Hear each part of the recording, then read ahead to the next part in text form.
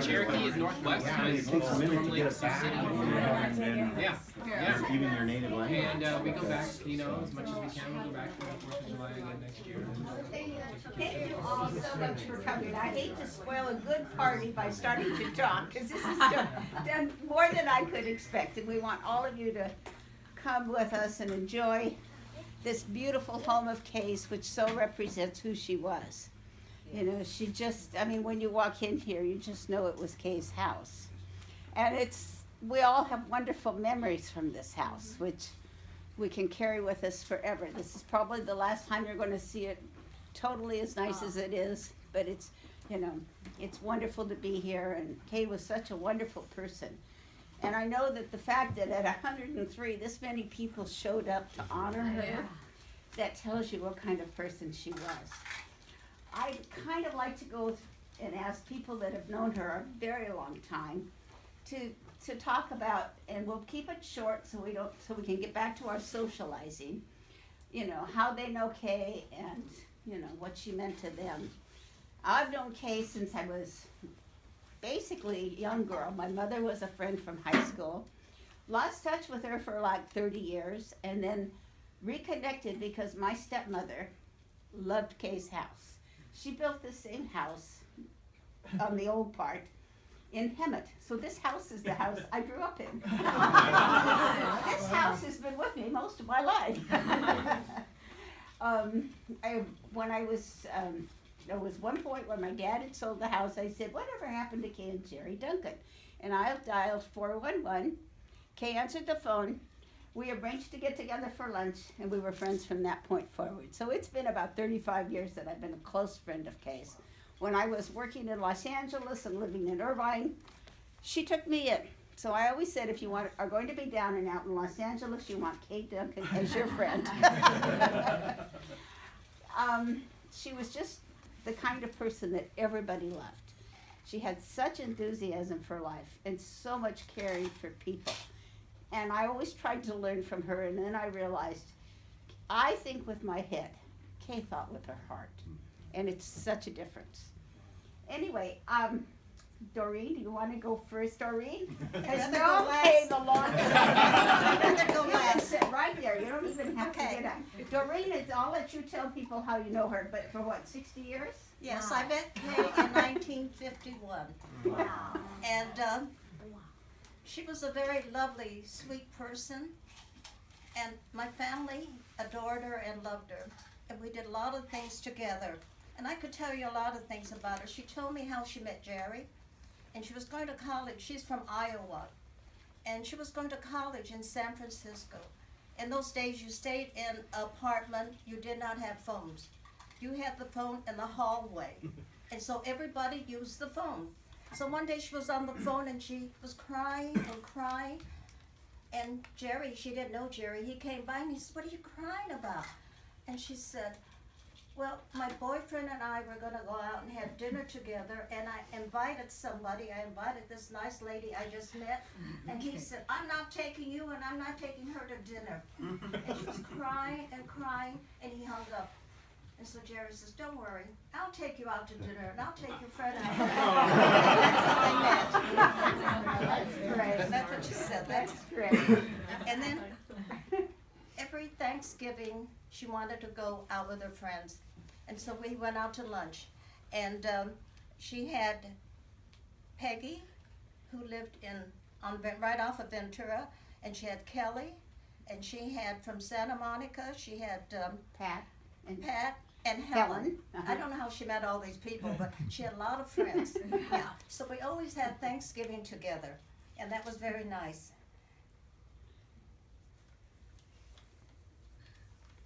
I have to write these things down, I forget. See, I told her she got to talk about Kay. Oh, and when I first met her and Jerry, they had a dog, and it was a boxer. And I never saw a dog that was a boxer, but he had his ears all taped up. And then she also bought a dog for her mother, and the dog was named Sissy, and their dog was named Laddie. And a lot of times Jerry's mother would come and with her dog and with Laddie and Sissy, and they would play out here in the backyard. have a list of the dogs, by the way. Oh, When I was cleaning out some things, I found the dog, and Laddie, and Sissy, and That's Socks. right, that's right. Then we went to Rebel, Valentine. Oh, they have many dogs, and Jerry loved dogs, Did and you? so did Kay. Yeah. I think she had a dog until she, She did until the last couple of years. Okay, that's wonderful. Jesus, you wanna talk a little bit? Jesus lived across the street and knew Kay very well. Well, good morning, everyone. Good morning. Actually, this is sad in one sense, but we all know that, you know, the body is something that does not endure forever, but it's our spirit, and our spirit continues to live, and that does not die. And Kay was an extraordinary woman who gave love continuously, and she's getting that love back from all of us today. And she was just a ball of energy. I mean, I remember I bought the house in '88, and this is my wife and my son, and Teresa and Atticus. And I would open the front door, and Kay would just be dashing out, and she had this long rod, because she actually manually turned on the sprinklers. And I mean, she was just so on top of it, and she was just a beautiful person. I know Christmas was her favorite time of year, and I remember the Christmas tree would be here, and it would just give her so much joy. And she would just, you know, she would refer to everybody that was younger than her with, "You kids." And I remember one time my wife and I went to a wedding in Madison, Wisconsin. It was right by the college, and I remember that Kay had attended there. She was a Badger. And my wife and I thought about Kay, what can we bring her? And, well, she doesn't need a big sweatshirt. So we got her a license plate cover. In the back it said, "Go Badgers." And Kay was still driving her Acura, and she actually called us up, and she said, "You know, I'm getting all these people honking the horn at me." She thought she said, "I didn't know if I was going fast or slow," and people would come up to me on the side and go, "Go Badgers, go Badgers." But she just was so much love, and I really have to say this morning to all of us, because I'm not done yet, I want to toast to Jeannie. Yes. Because everyone deserves a friend like Jeannie. Jeannie's a wonderful executor who has been tremendously responsible. Even Kay, as she has her body became less active and she was bedridden, she had a tremendous amount of people like Lupe and at her side, and the caretakers, and she never had anything to want for. And a person who gave so much love really deserved that kind of love. But you know, Jeannie was on top of it. She was on her J-O-B. So God bless you for being such a tremendous friend. Thank you. And you know, we're gonna miss her. And I know my wife and I, we always sent a wreath over here every Christmas because she loved Christmas. And I'm so thankful that Jeannie, being the brilliant person she is, she said, "No, don't put it on the front door. Take it into her room so she can died with her enjoy it." wreath. Yeah. And we would come visit, and you know, we noticed that her short-term memory was leaving her. So Teresa would go get her pictures of her and Jerry, her travels and stuff from the 40s and 50s. And she would look at those pictures, because the short-term memory goes and the long-term memory is there, and she would actually light up with a big smile.